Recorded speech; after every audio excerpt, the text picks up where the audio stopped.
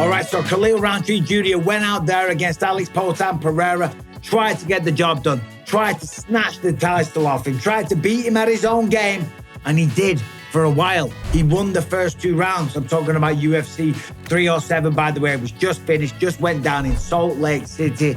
But Alex Poatan Pereira, once again, delivering a viral knockout. Beautiful display of violence.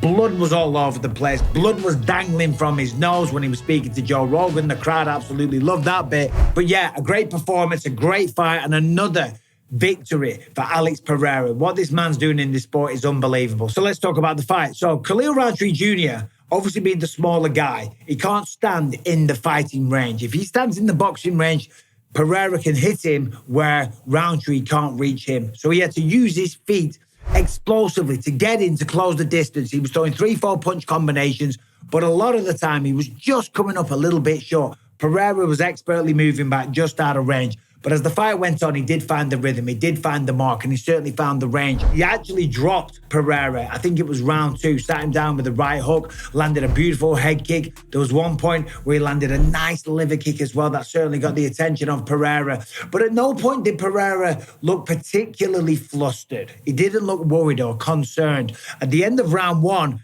Rountree was he was very tired. He was blowing hard. It looked like this pace was going to affect him. It looked like this style, this game plan of having to explode in, go from 0 to 100 real quick was going to cost him. And that's what you've got to do. It's like McGregor said after he lost to Nate Diaz. I was inefficient with my energy. I wasn't economical with my energy. And you got to think about a 5-round fight. Yeah, sure.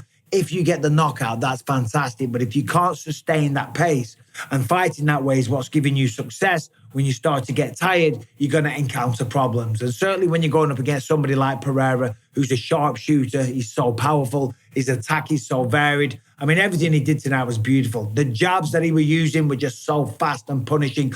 Absolutely sliced up the face of Rountree. Massive cut over his eye. His nose was disgusting. Apparently had a bit of a cut on his nose coming into it. But Pereira added to it. Let me tell you, as I said, speaking to Rogan, big snot bugger dangling out of his face, cuts all over the place. But Pereira, just the cool demeanor that he had throughout the entirety of the fight. He doesn't allow himself to get worked up, to go into overdrive, whether it's physical or mentally. You've got to be calm in there. And that's what you see from Alex Pereira. Always extremely calm. Let's talk about some of the shots, though, because his reflexes are fantastic. Slipping and ripping, beautiful shots.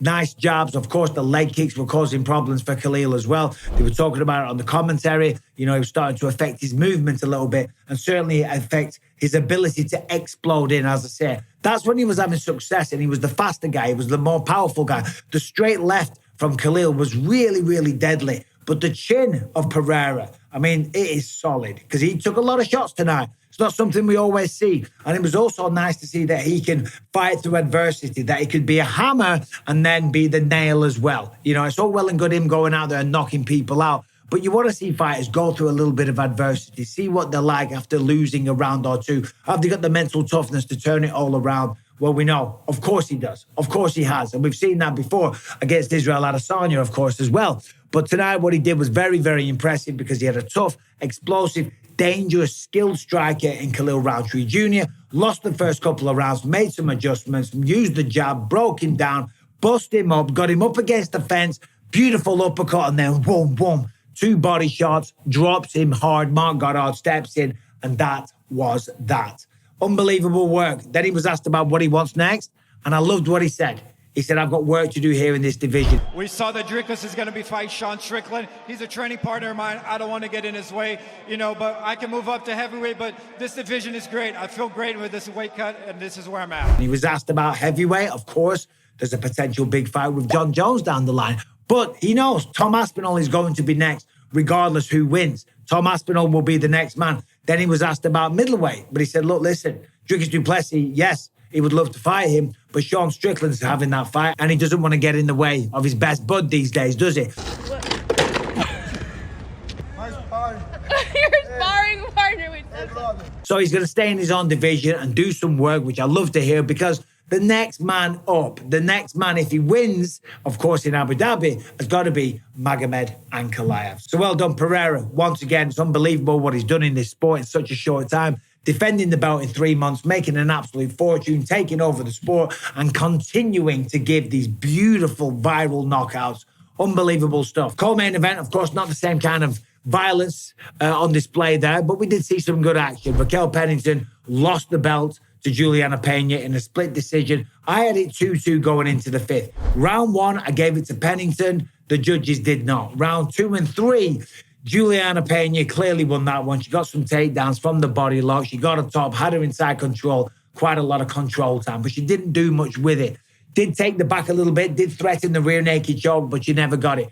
Round 4, Pennington came out, dropped with a beautiful overhand right. So if you asked me, it was everything to play for going into round 5. I thought Pennington landed more. She had the more damaging shots. She threatened more. She just controlled the 5th round. So I had her winning that fight.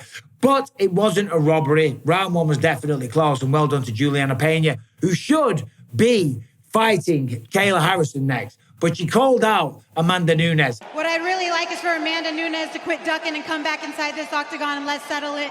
We're 1-1. I kind of get it. Nunes is a much bigger star. They are 1-on-1, to be fair, and there would be a large payday attached to that because if the Lioness came out of retirement, you would think that would be on a massive fight card down the line. So anyway, well done, Juliana Pena. Not an easy thing to do. Comes back, gets a belt back, and wins a personal grudge match against Raquel Pennington. Before that, Jose Aldo sadly didn't get the job done against Mario Batista. He wasn't active enough. There wasn't enough output. When he did throw, when he did engage, he was the old Jose Aldo. He was fast. His reflexes were on point. The leg kicks were fantastic. The combinations were beautiful. And he looked extremely dangerous.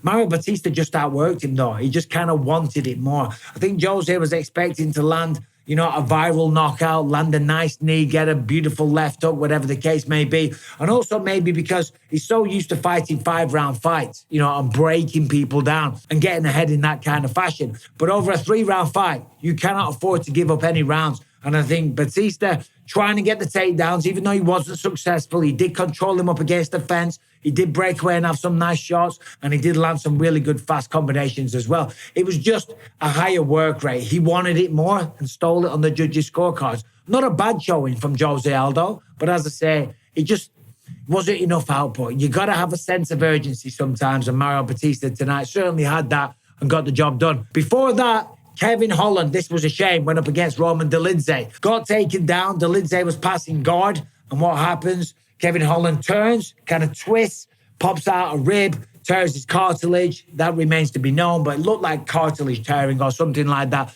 Winces, he's on the floor. He's like, Straight away, Dolidze gets on top, takes advantage of it. Of course, that's what you're meant to do. Starts raining down blows, massive ground and pound onslaught. But Holland defending really well off his back, using his elbows to block a lot of the shots, even though a lot of them were getting through. Now, some people watching that might have thought that should have been a stoppage, but you got to intelligently defend yourself.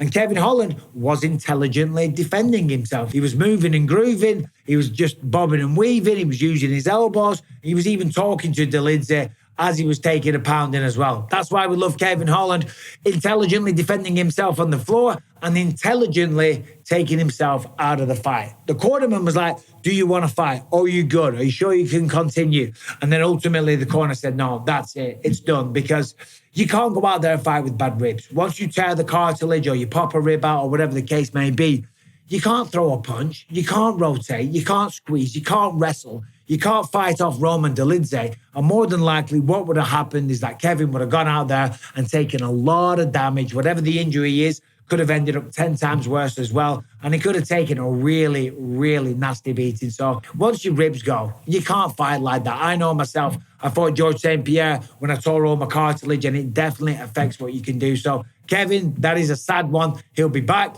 And Roman Dolidze, congrats, another big win. And then opening up the main card, Kayla Harrison defeated Ketlen Vieira in probably not the fashion that she wanted. We know Kayla Harrison's very confident. She feels like she's the champion in waiting. She probably wanted to absolutely dominate and destroy Ketlen Vieira, get on the microphone, talk some shit. She got the win. She did proclaim that she's going to be next in line, but it wasn't the domination probably that she was looking for. Yes, she got her down in round 1, but it took her a little bit. When she did get it down, she went to town. I'm telling you, the ground and pound was savage. It looked like a stoppage was on the cards, but she just didn't have enough time. In round 2, though, Ketlen Vieira was doing a good job of avoiding the takedown. She was being very defensively minded. She was backing up a lot. She was circling a lot, landed a beautiful elbow. Massive hematoma on the head of Kayla Harrison as well. That was quite ugly to look at. And then in round 3, eventually, once again, got the takedown, but there wasn't enough time left to get the stoppage. But regardless, she got the job done. Another victory, and she will be next in line. I imagine Juliana Pena will be fighting Kayla Harrison at some point. And of course, Joaquin Buckley got the job done over Stephen Wonderboy Thompson. Beautiful leaping right hook. He was looking for that a few times in the fight. He was looking for the takedowns, of course, of which he was very successful with. He looked so improved. Keep an eye on Joaquin Buckley. And that leaping right hook that he got him with. Beautiful shot. I mean, technically, a boxing coach would say that's terrible. But it worked. It landed, you know. Whatever works, it's great. So well done to Joaquin Buckley. And well done to me for getting through this video, because I am absolutely exhausted. I just landed back from Paris. I need to go to bed. I'm puffy. I'm tired. I'm jet-lagged. I'm bloated. I'm going to have some sleep, and I'll be back with another video tomorrow. But once again, well done, Alex Poatan Pereira. Is there anybody that can beat this man? Take care.